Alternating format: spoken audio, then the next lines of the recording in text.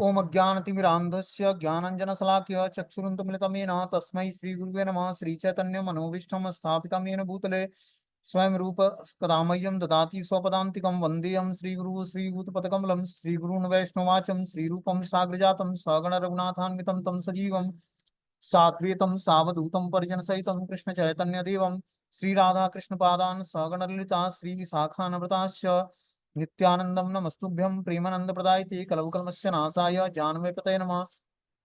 नमो महावदन्याय कृष्ण प्रेम प्रदायते कृष्णाय कृष्ण चैतन्य नामिने गौरद्विष नमः। पंचतत्वात्मकं कृष्णं भक्तरूप स्वरूपकं भक्तावतारं भक्ताख्यं नमामि भक्तिशक्तिकं। नारायणं नमस्कृत्यं नरं चैव नरोत्तमं देवीं सरस्वतीं व्यासं ततो जयमुदीरयेत्। सुन्वतां स्वकथा कृष्ण पुण्यश्रवणकीर्तनं हृदयन्तस्तु ये भद्राणि विघ्नतु सुहृदतां। नष्टप्रायेषु भद्रेषु नित्यं भागवत सेवया भगवती उत्तम श्लोके भक्तिर्भवति नष्ट की तदा रजस्तमो भावा काम लोभादयश्चेत् चेत इति निरावृतिं स्थित सत्य प्रसिद्धति। एवं प्रसन्न मनसो भगवत भक्ति योगता भगवत तत्व विज्ञान मुक्त संगस्य जायते विद्यन्ते हृदय ग्रंथि छिद्यन्ते सर्व संशयं क्षीयन्ते चास्य कर्माणि दृष्ट्वा एवात्मनीश्वरे मुखं करोति वाचालं पंगुं लंघयते गिरिं यत्कृपातमहं वन्दे परमानंद माधवं। प्रहलाद नारद पराशर पुंडरीकं व्यासं अम्बरीश सुक्षोण विस्मदालभ्यां रुक्मांग अर्जुन वसिष्ठं विभीषणादीनं पुण्यानि नामानि परं भागवत स्मरामि।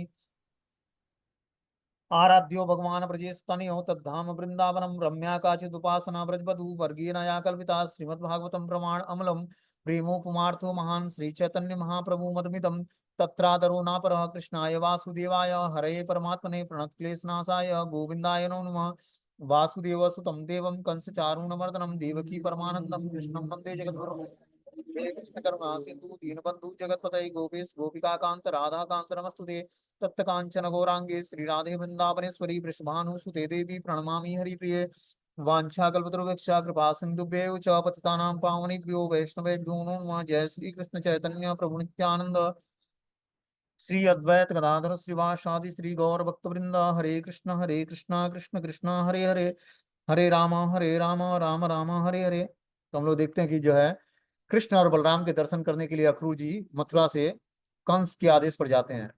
और मथुरा में से वृंदावन जब पहुंचते हैं तो गोधूली बेला में देखते हैं कि भगवान कृष्ण और बलराम जो है पीतांबर और नीलांबर धारण करके और गाय को दूहने के लिए जा रहे हैं। और भगवान के चरण चिन्ह जो है कृष्ण बलराम के चरण चिन्ह धरती पर छपे हुए हैं। तो जैसे ही वो ब्रज में प्रवेश करते हैं वृंदावन में, वैसे ही भगवान के चरण कमलों को देख कर क्या करते हैं, लोटना शुरू करते हैं और रोना शुरू करते हैं और प्रणाम करते हैं वहीं पर। फिर आगे बढ़ते हैं तो आगे भगवान कृष्ण और बलराम के उनको दर्शन होते हैं।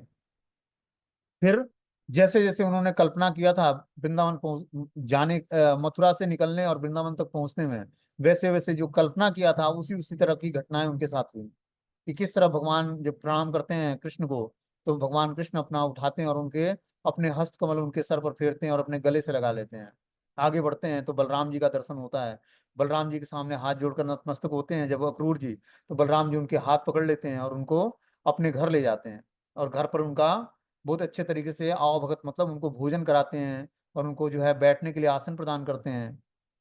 और जब भोजन कर लेते हैं तो उनको स्वादिष्ट जो है मीठा मुंह मीठा करने के लिए सुगंधित द्रव्य प्रदान करते हैं और इस तरह से फूल मालाएं भेंट करते हैं। आगे उनका जो है भेंट जो है नंद महाराज से होता है। तो नंद महाराज ने अक्रूर से पूछा, हे दशहारी वंशज, उस निर्दयी कंस के जीवित होते हुए आप सभी किस तरह अपना पालन करते हैं? आप तो कसाई के संरक्षण में एक भेड़ जैसे हैं।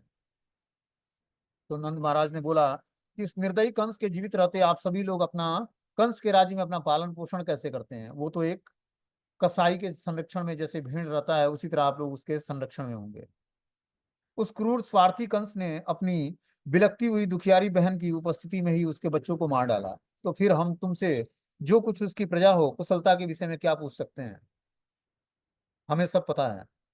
पूछताछ की सत्य तथा मधुर वचनों से नंद महाराज द्वारा सम्मानित होकर अक्रूर जी अपनी यात्रा की थकान भूल गए।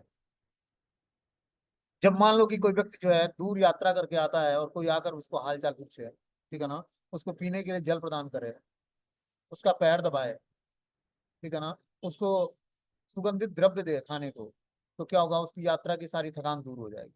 उसी तरह कृष्ण और बलराम और नंद बाबा ने अक्रूर जी का स्वागत किया जब वो वृंदावन पहुंचे। तो अब आगे श्री सुखदेव गोस्वामी बोलते हैं कि सुखोपविष्टम पर्यक्यम राम कृष्णोरुमानितम लेभे मनोरथा सर्वान पथि यानस्य चकार। सुखदेव गोस्वामी ने कहा, भगवान बलराम और भगवान कृष्ण द्वारा इतना अधिक सम्मानित किए जाने पर पलंग में सुखपूर्वक बैठे अक्रूर को लगा कि उन्होंने रास्ते में जितनी इच्छाएं की थी वे सभी अब पूरा हो जाएगा। तो अक्रूर के हृदय में भगवान, जब उन्होंने भगवान का स्मरण किया वृंदावन आते समय, तो अक्रूर के हृदय में भगवान ने खुद जो है स्फुरना जागृत की, सारी इच्छाएं जागृत की, और भगवान उन इच्छाओं को पूरा करते हैं। देखो, हृदय में बैठे परमात्मा हर जीवात्मा के अंदर ना इच्छाएं बनकर क्या करते हैं, इच्छाओं को तृप्त भी करते हैं और इच्छाएं प्रकट भी करते हैं। तभी तो हमारा विश्वास बढ़ेगा भगवान पर। जब हमारे अंदर हृदय में इच्छाएं प्रकट होंगी, हृदय में इच्छाएं प्रकट करने का ही काम है परमात्मा का, और इच्छाओं को पूरा करना ही इच्छाओं को पूरा करना भी काम परमात्मा का ही है। तभी हमारा धीरे धीरे भगवान पर विश्वास बढ़ता जाता है। जैसे जैसे हृदय में जो है इच्छाएं प्रकट होती हैं, और जैसे जैसे इच्छाएं हमारी तृप्त होती हैं, वैसे वैसे हमारा भगवान पर विश्वास बढ़ता जाता है। उसी तरह अक्रूर जी जब रास्ते में आ रहे थे तो बहुत सारी इच्छाएं उन्होंने प्रकट हुआ उनके हृदय में, और अब लग रहा था कि वो सारी इच्छाएं अब पूर्ण हो जाएंगी। बोलते हैं, किम किम लभ्यम भगवती प्रसन्ने श्रीनिकेतनम तथापि तत्पराम राजन ही वांछन्ति किंचन। हे राजन, जिसने लक्ष्मी के आश्रय पूर्ण पुरुषोत्तम भगवान को संतुष्ट कर लिया हो, भला उसके लिए क्या अलभ्य है। ऐसा होने पर भी जो उनकी भक्ति में समर्पित है, वे कभी भी उनसे कुछ नहीं चाहते। बोलते हैं यहाँ पर सुखदेव गोस्वामी राजा परीक्षित से, कि जिसने लक्ष्मी के आश्रय पूर्ण पुरुषोत्तम भगवान को संतुष्ट कर लिया है, मतलब जिसने स्वयं नारायण या कृष्ण को संतुष्ट कर लिया है, उसके लिए क्या वस्तु अलभ्य है, क्या पाना शेष रह गया उसके लिए। ऐसा होने पर भी जो उनकी भक्ति में समर्पित है, वे कभी भी उनसे कुछ नहीं चाहते हैं। वो भगवान के शरणागत होते हैं, लेकिन भगवान से कुछ इच्छा नहीं करते हैं, जो भगवान के शुद्ध भक्त बन जाते हैं। शाम के भोजन के बाद देवकी पुत्र भगवान कृष्ण ने अक्रूर से पूछा कि कंस अपने प्रिय संबंधियों और मित्रों के साथ कैसा बर्ताव कर रहा है और वो क्या करने की योजना बना रहा है। तो भगवान कृष्ण अब पूछते हैं अक्रूर जी से कि जो है, हे अक्रूर चाचा, अब बताइए कि कंस क्या अब अपना योजना बना रहा है और अपने प्रिय संबंधी और मित्रों के साथ कैसा बर्ताव करता है वो। श्री भगवान ने आगे बोला कि हे भद्र पुरुष प्रिय चाचा अक्रूर, यहाँ की आपकी यात्रा सुखद तो रही, आपका कल्याण हो। हमारे शुभ चिंतक मित्र तथा हमारे निकट और दूर के संबंधी सुखी और स्वस्थ तो हैं। तो भगवान ने अपने निकट और सुख दूर के जितने भी रिलेटिव थे जो मथुरा में रहते थे, उनसे भगवान अक्रूर जी से हालचाल पूछते हैं कि हे चाचा अक्रूर, आप हमारे जो सुख चिंतक मित्र हैं और निकट और दूर के संबंधी हैं, क्या वो सुखी और स्वस्थ तो हैं। किंतु हे अक्रूर, जब तक मामा कहलाने वाला तथा हमारे परिवार के लिए रोगग्रस्त राजा कंस समृद्ध हो रहे हैं, तब तक मैं अपने परिवार वालों को तथा उनकी अन्य प्रजा के विषय में पूछने की झंझट में पड़ूं ही क्यों। भगवान बोलते हैं कि हे अक्रूर जी, जब तक मामा कंस कहलाने वाला हमारे परिवार के लिए रोग स्वरूप समृद्ध हो रहा है, तब तक मैं अपने परिवार वालों और अन्य प्रजाओं के विषय में और जो कुछ पूछने का मैं झंझट में पड़ूं ही क्यों। क्योंकि मुझे पता है कि कंस जब तक जीवित रहेगा, तब तक हमारे परिवार के सदस्य या जो भी उसके राज्य के हमारे जानने वाले लोग हैं, वो सुखी नहीं रह सकते। जरा देखिए ना कि मैंने अपने निरपराध माता पिता के लिए कितना कष्ट उत्पन्न कर दिया है। मेरे ही कारण उनके कई पुत्र मारे गए हैं और वे स्वयं बंदी हैं। भगवान अक्रूर से बोलते हैं कि मेरे ही कारण मेरे जो निरपराध जो माता पिता हैं वसुदेव और देवकी, वो आज कंस के कारागार में कष्ट उठा रहे हैं, और इसी कारण से मेरे ही कारण कई पुत्र उनके मारे गए और वे स्वयं बंदी हैं।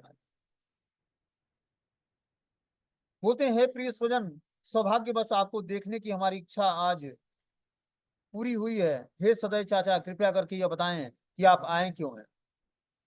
अब भगवान जब अक्रूर जी का पूरा आवभगत हो जाता है, मतलब भोजन करा लिया जाता है, उनको चरण पखार दिया जाता है, माला पहना दिया जाता है, सब लोग उनके हाल चाल पूछ लेते हैं। अब अक्रूर जी जब यात्रा की थकान भूल जाते हैं, तब जाकर कृष्ण उनसे बातचीत करना शुरू करते हैं कि आपके आने का प्रयोजन क्या है। अब इस पर श्री सुखदेव गोस्वामी बोलते हैं कि पृष्ठो भगवताम सर्व वर्णयामास माधवम वैर्यानुबंधम यदुसम वासुदेव बधो अज्ञम। सुखदेव गोस्वामी ने कहा, भगवान के पूछे जाने पर मधुवंशी अक्रूर ने सारी परिस्थिति कह सुनाई। जिसमें यदुओं के प्रति कंस की शत्रुता तथा उसके द्वारा वसुदेव के वध का प्रयास भी सम्मिलित है। तो इस तरह से सुखदेव गोस्वामी बोलते हैं कि भगवान के पूछे जाने पर जो मधुवंशी अक्रूर जी हैं, वो अपनी सारी परिस्थिति, कंस के दरबार की सारी परिस्थिति, कि कंस की शत्रुता तथा उसके द्वारा वसुदेव के वध का प्रयास भी सम्मिलित है, सारी परिस्थिति उन्होंने कृष्ण को कहा सुनाया। अक्रूर को जिस संदेश को देने के लिए भेजा गया था, उसे उन्होंने कह सुनाया। उसने कंस के असली इरादे भी बतला दिए, और नारद ने किस तरह कंस को सूचित किया और कृष्ण ने वसुदेव के पुत्र रूप में जन्म लिया। ये सारी सूचना जो है अक्रूर जी भगवान कृष्ण को बताते हैं कि नारद जी किस तरह जाकर कंस को सूचित करते हैं कि कृष्ण ने वसुदेव के पुत्र के रूप में जन्म लिया है। और इस कारण से कंस और क्रुद्ध हो जाता है, और फिर जो है हमें आपके पास भेजते हैं कि जाकर तुम क्या करो, वृंदावन से कृष्ण और बलराम को लेकर आओ। क्योंकि जब तक नारद मुनि नहीं बताए तब तक वो नहीं जान पाया कि जो है वसुदेव के पुत्र कृष्ण और बलराम है। वो तो जानता था कि नंद महाराज के पुत्र हैं, जबकि आकाशवाणी हुई थी कि वसुदेव और देवकी के गर्भ से जो पुत्र पैदा होगा वही जो है कंस का वध करेगा। तो नारद मुनि जाकर लीलाओं को और जल्दी अंजाम देने के लिए क्या करते हैं, कंस को इंफॉर्मेशन देते हैं कि कृष्ण और बलराम को, कृष्ण को बेसिकली कृष्ण को क्या किया था, वसुदेव जी ने ही ले जाकर जो है नंद बाबा के वहां छोड़ा था, और वहां से पुत्री को ले आया था। ये जो अष्टभुजा देवी प्रकट हुई, ये नंद महाराज की पुत्री थी। इसको वसुदेव ने अपने पुत्र कृष्ण को ले जाकर वहां पर छोड़ा था और उनकी पुत्री को ले आया था यहाँ पर। ये जाकर नारद मुनि बहुत देर बाद बताते हैं। और इस प्रकार जब कंस सुनता है ये बात को, तब जाकर वो अक्रूर जी को भेजता है कृष्ण और बलराम को वृंदावन ले आने, मथुरा ले आने के लिए वृंदावन से। अक्रूर के वचनों को सुनकर वीर प्रतिद्वंदियों का विनाश करने वाले भगवान कृष्ण और भगवान बलराम हंस पड़े। तब उन्होंने अपने पिता नंद महाराज को राजा कंस का आदेश बतलाया। तो इस तरह से जो है जब भगवान ने अक्रूर जी के वचनों को सुना, तो वीर प्रतिद्वंदियों को का विनाश करने वाले भगवान श्री कृष्ण और बलराम हंस पड़े। भगवान क्या करते हैं, जो से उनसे प्रतिद्वंदी मतलब जो उनसे युद्ध करना चाहता है, तो भगवान जो है युद्ध के लिए, अगर जो कोई उनसे युद्ध करना चाहता है तो भगवान पीछे नहीं हटते हैं, उसका विनाश करने के लिए तैयार होते हैं। और इस तरह से कृष्ण और बलराम क्या करते हैं, हंस पड़ते हैं उस पर, कंस की बातों को सुनकर अक्रूर जी के मुख से। तब उन्होंने अपने पिता नंद महाराज को और राजा कंस का आदेश बतलाया कि हे नंद बाबा, कंस का आदेश क्या है। कंस का आदेश है कि हम लोगों को, मतलब कृष्ण और बलराम को, उसने मल्ल युद्ध देखने के लिए बुलाया है, और आप लोग भी अच्छी भेंट लेकर और कंस के राज्य में चलो, और कंस के वहां जो मल्ल युद्ध होगा उसमें सब लोगों को बुलाया है उसने मल्ल युद्ध को देखने के लिए, धनुष यज्ञ के लिए।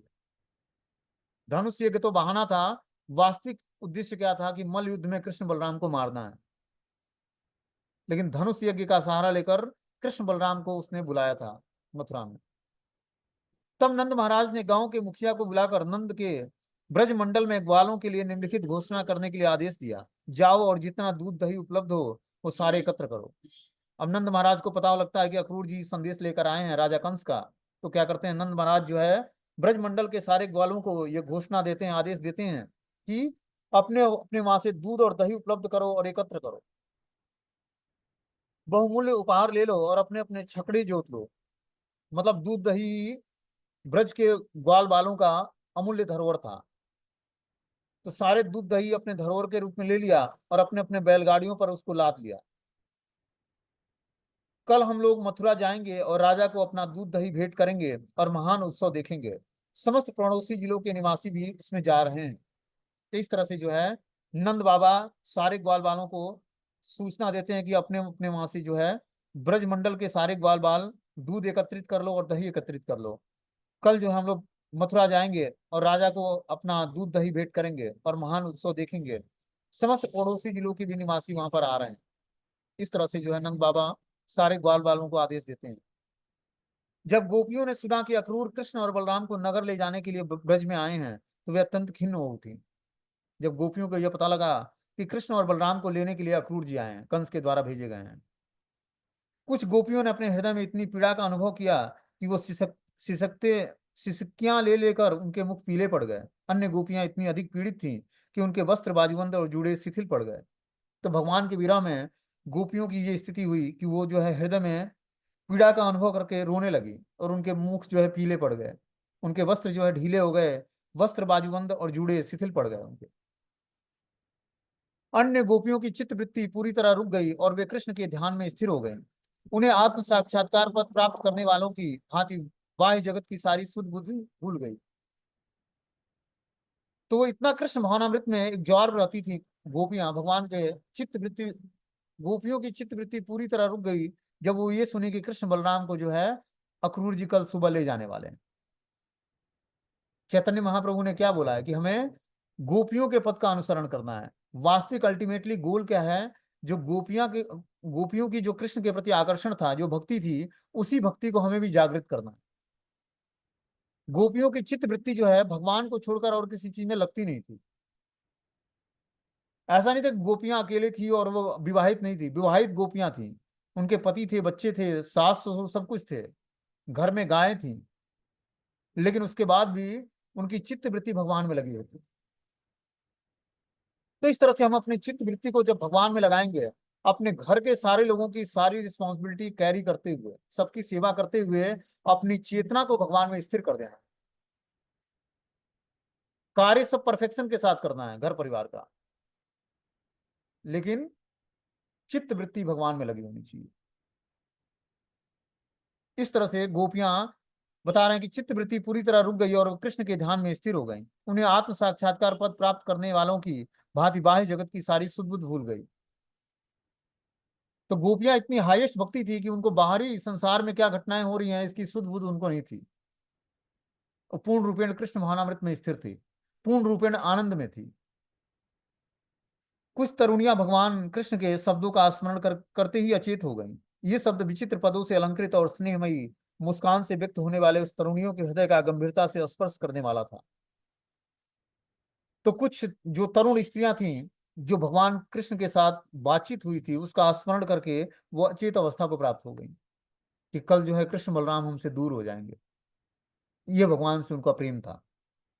वो विचित्र पदों से अलंकृत और स्नेहमयी मुस्कान से व्यक्त होने वाले उस तरुणियों के हृदय में गंभीरता से स्पर्श करने वाले होते। तो भगवान की जो मधुर मुस्कान है, वो क्या करते, तरुणियों जो तरुण गोपियां थी उनके हृदय में गंभीरता से स्पर्श करने वाली थी। जो भगवान की मधुर मुस्कान होती है वो हर व्यक्ति को आकर्षित करती है। आप देखते हो श्री विग्रहों को भी मंदिरों में स्थापित होता है, भगवान मुस्कुराते हुए होते हैं। उस मुस्कुराहट से क्या होता है, भगवान हमारे हृदय ग्रंथि का भेदन कर देते हैं और हमारी संसार से आसक्ति समाप्त हो जाती है। श्री विग्रहों का दर्शन करने मात्र से व्यक्ति का सारा संसार क्षय हो जाता है और इस तरह से उसको भगवान के स्वरूप के प्रति आकर्षण उत्पन्न होगा। तब उसका इस भौतिक संसार में जो स्त्री पुरुष का आकर्षण है समाप्त होगा। इसीलिए हमें श्री विग्रहों का दर्शन जो है चरण से लेकर और मुखारविंद तक एक एक क्रम वाइज करना चाहिए। भगवान के श्री विग्रहों का दर्शन करने मात्र से हमारा इस भौतिक संसार में सब कुछ जो है, जितनी भौतिक आकर्षण है हमारा अलग अलग चीजों में, वो आकर्षण समाप्त होगा और तब जाकर हमारा श्याम सुंदर से हमारा आकर्षण बढ़ेगा।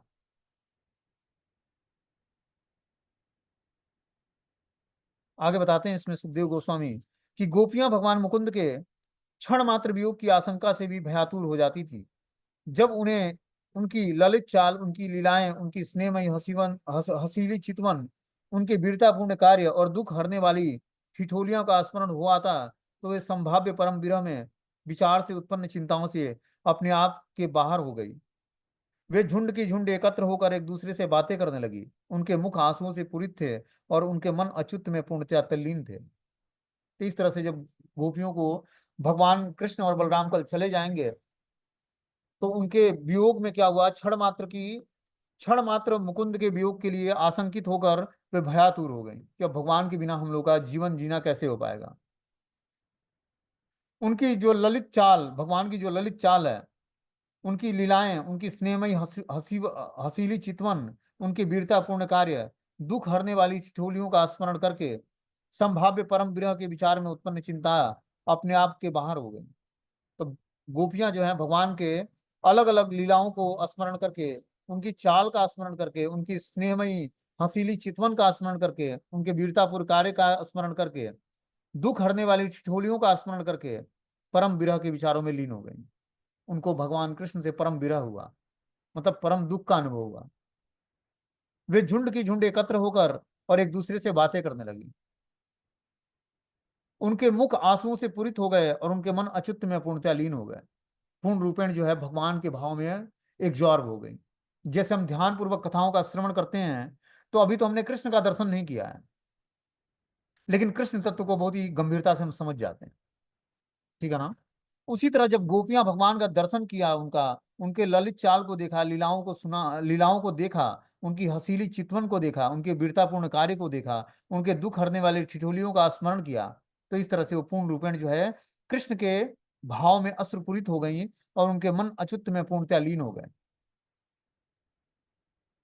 अब आगे गोपियां बोलती हैं कि हे विधाता, आपने तनिक भी दया नहीं है। आप देहधारी प्राणियों के मैत्री और प्रेम द्वारा एक दूसरे के पास लाते हैं और तब उनकी इच्छाओं के पूरा होने के पूर्व ही व्यर्थ में उनसे विलग हो कर देते हैं। आपका यह भ्रमपूर्ण खिलवाड़ बच्चों की श्रेष्ठता के समान है। गोपियां भगवान से बोलती हैं, मतलब कृष्ण को तो भगवान मानती नहीं थी, वो विधाता से प्रेयर करती हैं। विधाता मतलब उनके लिए नारायण ही उनके ईश्वर थे। कृष्ण को भगवान नहीं मानती, वो नारायण को भगवान मानती। बोलती है, हे विधाता, आप में तनिक भी दया नहीं है। आप क्या करते हैं, पहले देहधारी प्राणियों को मैत्री और प्रेम के द्वारा एक दूसरे के पास लाते हैं। मतलब आपने मैत्री और प्रेम के द्वारा हमें कृष्ण के पास लाया है, और अपनी इच्छाओं को पूरा करने से पूर्व ही व्यर्थ में उनसे हमें विलग कर रहे हैं। आपका यह भ्रमपूर्ण खिलवाड़ बच्चों की चेष्टाएं जैसी है। जैसे बच्चे क्या करते हैं, किसी खिलवाड़ से खेलते हैं और थोड़ी देर में उसको तोड़ देते हैं, वो उससे विलग हो जाता है। उसी तरह गोपियां बता रही हैं कि हे भगवान, आप प्रेम और मैत्री व्यवहार लेकर एक दूसरे के पास आते हैं, मतलब एक दूसरे से लोगों को जोड़ते हैं और उनकी इच्छाओं को पूरा करते ही, बिना करे ही व्यर्थ में उन्हें विलग कर देते हैं। श्याम घुघराले बालों से घिरा तथा सुंदर गालों से सुशोभित, उठी हुई नाक और समस्त कष्टों को हरने वाली मृदु हंसी से युक्त मुकुंद के मुख को दिखाने के बाद अब आप उस मुख को हमसे ओझल करने जा रहे हैं। आपका यह बर्ताव तनिक भी अच्छा नहीं है। विधाता से क्या बोलती हैं वो, कि जो श्याम घुघराले बालों से घिरा हुआ कृष्ण का मुखमंडल है, सुंदर गालों से सुशोभित हुई, उठी हुई नाक है, समस्त कष्टों को हरने वाला है, मृदु हंसी से युक्त मुस्कान है, मुकुंद के मुख को दिखाने के बाद आप उस मुख से हमें ओझल करना चाह रहे हैं।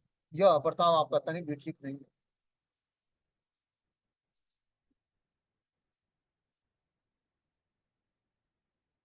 हे विधाता, यद्यपि आप यहाँ अक्रूर के नाम से आए हैं, किंतु हैं आप क्रूर, क्योंकि आप मूर्खों के समान हमसे उन्हें ही छीन ले जाना चाहते हैं जिन्हें कभी आपने हमें दिया था। हमारी वे आंखें जिससे हमने भगवान मधुदिक के रूप में उस एक में ही अपनी संपूर्ण सृष्टि की पूर्णता देखी है। तो गोपियां भगवान के भाव में इतना लीन रहती, उनकी आंखों को और कोई जो है रूप अच्छा नहीं लगता। बोलते हैं कि हे विधाता, आप अक्रूर के नाम से यहाँ पर आए हैं, लेकिन हैं बहुत ही आप क्रूर, क्योंकि आपने उस मूर्खों के समान हमसे उन्हें छीन लिया है, जिसे कभी आपने हमें दिया था। आपने हमें दिया था कृष्ण को, और आप ही आज हमसे हमसे छीन कर उसको ले जा रहे हैं अक्रूर के रूप में आकर। लेकिन है आप, आपका नाम तो अक्रूर है, लेकिन है बहुत ही क्रूर आप। हमारी वे आंखें जिन जिनसे हमने भगवान मधुदिक के रूप में उस एक में ही अपनी संपूर्ण सृष्टि को पूर्णतया देखी थी। तो गोपियों के लिए भगवान कृष्ण को देखना ही उनके लिए नेत्रों का उत्सव था, और वही संपूर्ण सृष्टि थी उनके लिए, कृष्ण ही। बोलते हैं, हाय क्षण भर में प्रेम पूर्ण मैत्री को भंग करने वाला नंद का बेटा अब हमको सीधे एक टक देख भी नहीं सकेगा।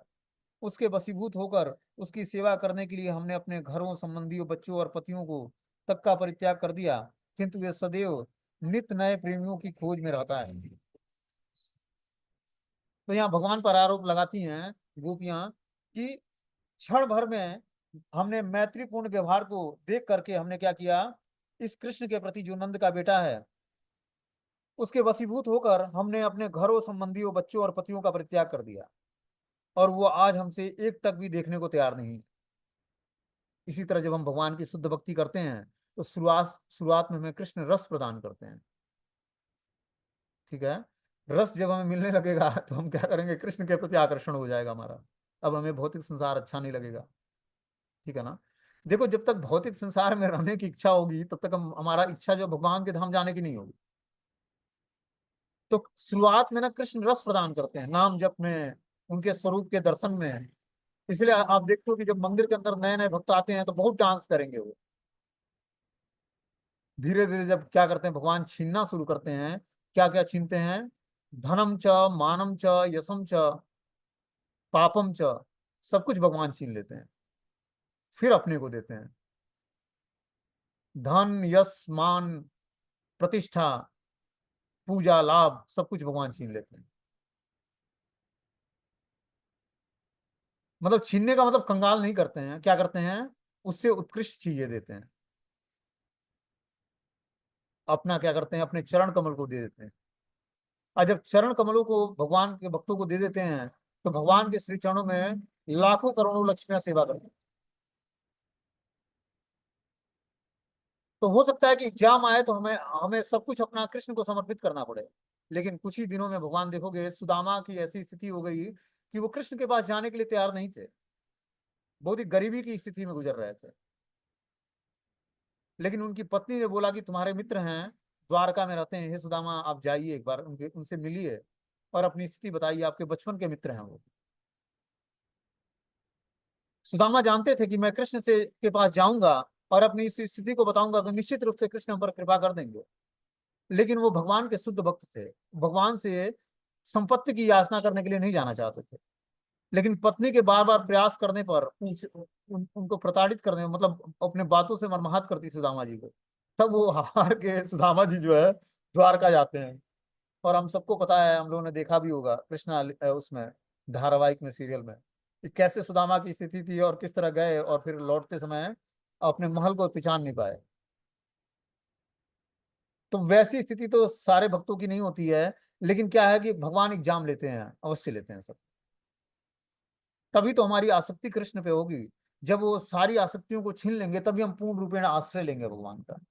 और ऐसा नहीं है कि जब वो छीनेंगे तो हमें वो नहीं होगा, मतलब हमें पूर्ण रूपेण जो है सेटिस्फाई किए रहेंगे भगवान। जैसे होता है ना कि बच्चों के मान लो कि वो एक हथियार पकड़ लेता है, ठीक है ना। और हमें पता है कि वो जो हथियार से वो अपने आंख को या नाक को या शरीर को नुकसान पहुंचाएगा, तो हम उसको क्या करते हैं, कोई खिलौना दे देते हैं। उससे वो हथियार, मतलब मान लो कि कोई चाकू या छुरी जो होती है, कोई बच्चा पकड़ लेता है, उसकी मम्मी क्या करती है कि उस छुरी या चाकू लेने के लिए उसको एक खिलौना दे देती है कि ये मुझे दे दे, सब्जी काटनी है, तू ये खिलौना से खेल बेटा। उस तरह वो देगा नहीं, जिद ठान लेगा। उसी तरह भगवान क्या करते हैं, जब अपने चरण कमल देने होते हैं तो भक्तों से वो जो उसकी भौतिक संसार की जो वासनाएं हैं उसको धीरे धीरे हरण कर लेते हैं, जिसमें वो फंसा पड़ा है। तब वो जाकर शुद्ध सत्व के प्लेटफॉर्म पर स्थिर करके और अपनी शुद्ध भक्ति प्रदान करते हैं। अशुद्ध भक्ति को प्राप्त करते ही वो क्या होता है, आनंदाम बुद्धिवर्धनम प्रतिपदम पूर्णामृत आस्वादनम सर्वात्मनम परम विजेते श्री कृष्ण संकीर्तनम। वो श्री कृष्ण संकीर्तन में डूबने लगता है भगवान के चरण कमलों को प्राप्त करने के लिए। और हमने कल क्या बताया था कि जब व्यक्ति अनन्य चिंतयंतो माम ये जना प्रयुपासते तीसाम नित्य अभियुक्ता नाम योगक्षेम वाहम्यम। भगवान का अनन्य भाव से व्यक्ति जब चिंतन करने लगेगा, नाम जब करने लगेगा, तो उसको किसी भी चीज की कमी नहीं रहेगी। आप विश्वास नहीं मानोगे, वृंदावन में ऐसे ऐसे भक्त हैं जो 3 साल 4 साल 5 साल से कुछ काम ही नहीं करते, और उनके पास ऐसी ऐसी सुविधाएं हैं, मतलब देख के व्यक्ति हैरान हो जाएगा। और इतना सुखमय जीवन, पूछो मत। कोई चिंता नहीं है, घूम रहा है अंदर आराम से बिंदास, रहने खाने का सब कुछ भगवान ने अरेंजमेंट सब व्यवस्थित कर रखा है। और क्या दिया है, धाम की शरण दिया है। तो एक बार शुरुआत में हमें हो सकता है कि शुरुआत के दिनों में हमें प्रयास करना पड़े और हमारे जीवन में कठिनाई भी आए, क्योंकि हम जब शुरुआत में भगवत प्राप्ति के लिए प्रयास करते हैं तो जीवन में बहुत सारे एग्जाम आते हैं हमारे, माया के द्वारा, भगवान के द्वारा। जब हम उस एग्जाम को हंस के पार कर जाएंगे तब जाकर हमारा जीवन जो है, जो आनंदमय जीवन की तलाश है, जो कि लाखों जन्मों से, करोड़ों जन्मों से हम भटक रहे हैं आनंद की तलाश में, और इसीलिए हमें अलग अलग जन्म परिवर्तन करना पड़ता है, बस उस आनंद की तलाश में। अलग अलग भोगों में हम आनंद लेते हैं, उस भोगों को तृप्त करने के लिए अलग अलग जोनियों में हमें अलग अलग शरीर मिल जाता है। समझ रहे हो बात को? जैसे जैसे भोग करने की टेंडेंसी जागृत होती है, उसी उसी तरह की जैसे जैसे इच्छाएं भोग की, वैसे वैसे शरीर अलग अलग। जंतु जानवर, बिल्ली, कुत्ता, बंदर, मनुष्य, पेड़ पौधे, ये इच्छाओं के कारण है। तो जब हम इस जीवन में आए हैं तो इस एग्जाम को हमें बर्दाश्त करना पड़ेगा, झेलना पड़ेगा। जो अभी हमने एग्जाम्पल बताया माता और बच्चे का, वही एग्जाम्पल है भगवान के साथ हमारा। भगवान क्या करते हैं, इस भौतिक चीजों को छीनने के लिए हमें उससे उत्कृष्ट खिलौना देंगे हमें, तब वो धीरे धीरे सारे चीजों को हरण करेंगे, और अंत में सर्वोत्कृष्ट अपनी भगवान की प्रेमा भक्ति देंगे, और तब वो सब कुछ छीन लेंगे। जैसे मान लो कि अब माता क्या करती है, बच्चे को अब नहलाना है, तो रोता रहेगा, अब उसको पवित्र करना है। अब उसको वो रोता रहेगा, उसके बाद भी क्या करेगी, उससे उसके हाथ से सब कुछ खिलौना छीन लेगी, उसके वस्त्र निकाल देगी, भले वो चिल्लाए। उसी तरह जब कृष्ण को क्या करना होता है, अपने प्रेमी भक्तों को पवित्र करना होता है, तो भगवान सब कुछ हरण कर लेते हैं। अब ऐसा नहीं कि माता उस बच्चे से पर क्रोध नहीं करती है, वो और उससे प्रेम बढ़ जाता है जब वो रोता है। और क्या होती है, माता का प्रेम और बच्चे के प्रति बढ़ जाता है। तो हम सभी, चाहे हम स्त्री पुरुष या पुरुष के शरीर में हो, सब भगवान के बच्चे हैं। और इस तरह से भगवान क्या करते हैं, अपने भक्तों को पवित्र करने के लिए सब कुछ हरण कर लेते हैं, और फिर जाकर अपना, और उस परिस्थिति में भी अपने भक्तों को और प्रेम देते हैं। आपको रियलाइज होगा कि भगवान हमें, और हमारे, मैं भगवान के और निकट हूं, और भगवान किस तरह हमें अपने हस्त कमल से हमें सुरक्षा प्रदान की है। उस तरह व्यक्ति के जीवन में संकट आता है तो परेशान हो जाता है, लेकिन जब व्यक्ति कृष्ण का आश्रय लेकर और संकट को झेलता है, तो नित्य ही उसको आनंद की प्राप्ति होती है। उसको लगेगा कि मेरे जीवन में संकट आया है, लेकिन उस संकट में ही आनंद की प्राप्ति होगी उसको। और ये प्रैक्टिकल है, मतलब ऐसा नहीं कि काल्पनिक चीजें मैं पढ़ के नहीं बता रहा हूँ, एग्जाम्पल ये रियलाइज किया हुआ है कि जीवन में जितना ही कष्ट आया, जितना ही शरण भगवान का लिया, उतना ही आनंद बढ़ता गया, उतना ही आनंद और तीव्रता पकड़ता गया। वही यहाँ पर बता रहे हैं कि इस तरह से ब्रजपति उनके नगर में प्रवेश करेंगे, और उनके मुख पर तिरछी चितवन से इस रात्रि के बाद वह प्रातः काल निश्चित रूप से मथुरा की स्त्रियों के लिए मंगलमय होंगे। इस तरह से गोपियां आपस में बात कर रही हैं कि आज की रात्रि के बाद ये मथुरा की स्त्रियों के लिए मंगलमय हो जाएंगे, और उनकी सारी आशाएं पूरी हो जाएंगी।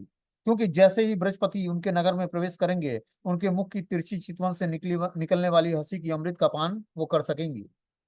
तो ये ब्रज गोपियां बोलती हैं वृंदावन की, कि कल से जो है मथुरा की स्त्रियां के लिए मंगलमय वातावरण जो है क्रिएट होगा, और उनकी सारी इच्छाएं पूरी होंगी। तो भगवान के मुखमंडल पर जब मुख तिरछी चितवन से निकली हुई हंसी के अमृत को पान करेंगी। हे गोपियां, यद्यपि हमारा मुकुंद बुद्धिमान तथा अपने माता पिता का अत्यंत आज्ञाकारी है, किंतु एक बार मथुरा की स्त्रियों के मधु सदृश से मीठे शब्दों के जादू में आ जाएगा, तो उसकी आकर्षक लजीली मुस्कानों से मुग्ध हो जाने पर भला वह हम गवार देहाती बालाओं के पास फिर कभी क्यों लौट के आएगा। बोले जब वो मथुरा शहर की स्त्रियों के प्रति एक बार कृष्ण आकर्षित हो जाएगा, तो हम इस गंवार देहाती अबलाओं के पास वो कृष्ण कैसे लौट के आएगा।